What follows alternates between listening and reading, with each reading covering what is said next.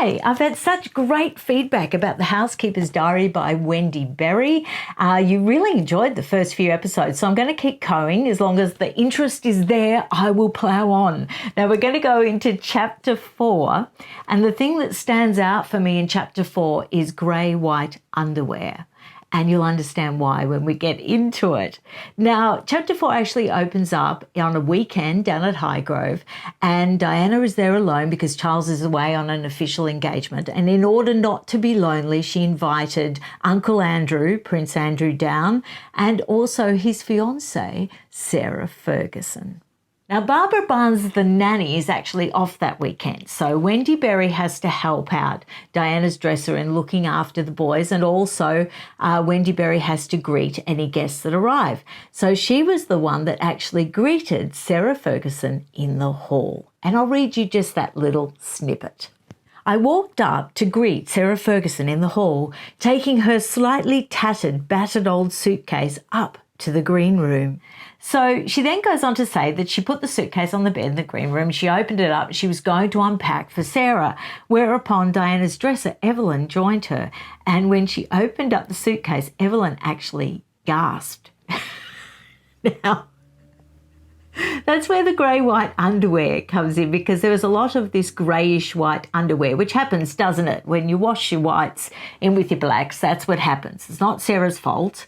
And but everything was really crumpled. Everything was just chucked in. The clothes weren't what they were used to. They weren't very good. And they said they were none too clean. Now, I'm not sure I can judge Sarah for that, because in my 20s, if I was hastily packing for a weekend in the country, probably my suitcase would have been just as bad, probably even worse. But the only exception that I would make was I don't think I would pack grey-white undies if I was having a romantic weekend with my new fiancé in the country. I think I would probably pack something a little more attractive. Now, we learned from Wendy Berry that Uncle Andrew was very popular with William and Harry. He used to play lots of great practical jokes, and he used to do strange farting noises, which you could imagine boys would just absolutely love. But Wendy Berry was not a fan, and I'll tell you why. Her son actually worked at Buckingham Palace as a footman, and so he had told his mum a lot of horror stories about Prince Andrew. Now, bear in mind that this is way before there was any trouble with Andrew. There was nothing nefarious about Andrew's sort of relationships or friendships or anything like that. He was actually well loved in the press. He was admired. He was the dashing young naval hero who was about to get married. So, you know, there was a favourable sort of view of Andrew back in those days, and he was quite handsome. People used to, you know, pin up his posters and things like that. So Wendy Berry was going against the tide a little bit, saying she didn't like him, and it was just due to the staff reaction in Buckingham Palace. Now, she is fair yet again, and she says that the horror stories from Buckingham Palace were mainly about his expectation to be waited on hand and foot. And she says, well, we can't really blame that on him, because he was raised in a system that, I quote, allowed him practically anything he wanted. She then goes on to say that he's a man's man and that he sort of liked the Windsor's lavatory humour, and also that he had a habit of going around with his ornaments on full show, if you get my meaning. I've got my ornaments on full show today because I'm going out for Christmas lunch with the girls after I record this. But so if you can imagine Andrew's dingle dangles, they were out on full show. I don't think you really want to imagine that. I am so sorry for the image that I just put in your mind.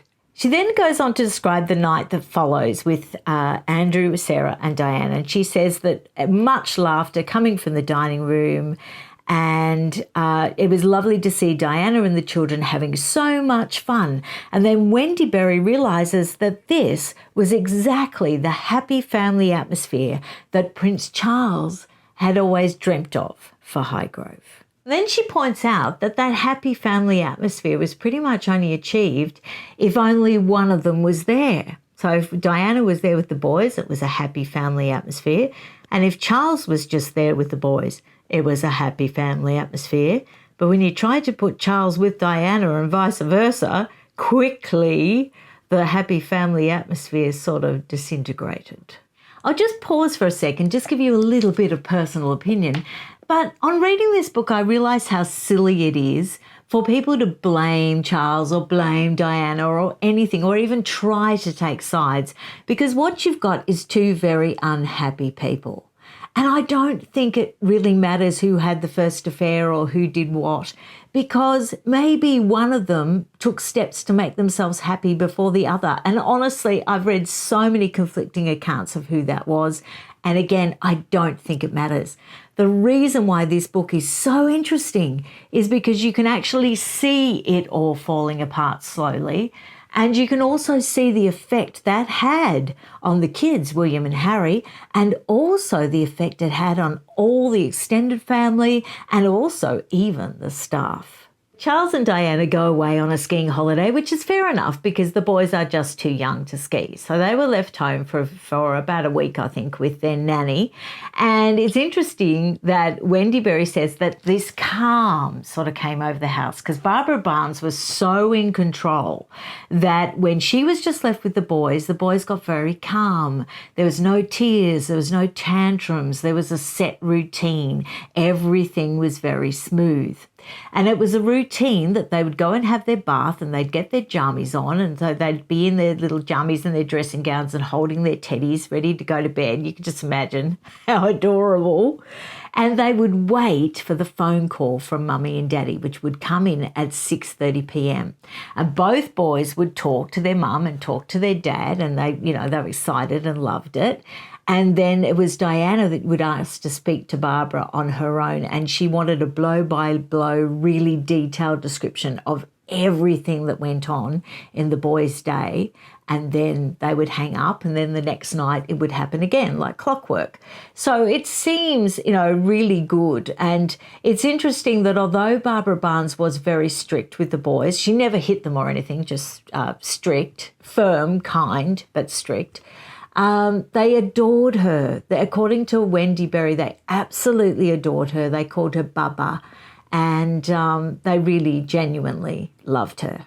Now, that is actually unfortunate because we see in this chapter that there is a power play between Barbara Barnes and Diana. And of course, the mother has to win. I mean, they must. But Diana was always emphasising that she wanted William to have a normal upbringing and to be treated normally. And Barbara Barnes was saying, well, that's only going to lead to all sorts of horrors in the future because he has to be brought up not with the expectation that his life is going to be normal. Because pretty soon, official appearances and all that sort of thing were going to happen. And we actually are going to see in the next chapter that she was right, that William's first official engagement happened at the age of 4. Now, the chapter finishes off around February that year. Charles is back there. He's taking Wendy Berry around and they're discussing some interior decorating that's going to happen. And he's really excited about it and he's pointing out all the things he wants to do. And Wendy Berry notices how happy and light he is.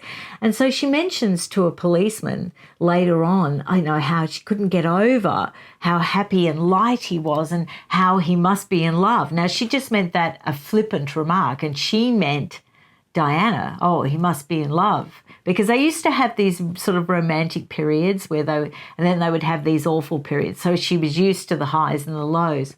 And the policeman actually said something that took Wendy Berry aback. And it was this, and this is a direct quote. And the policeman answered, "But with whom?" ... So Wendy Berry mentioned how happy he looked, he must be in love, and the policeman said, "But with whom?"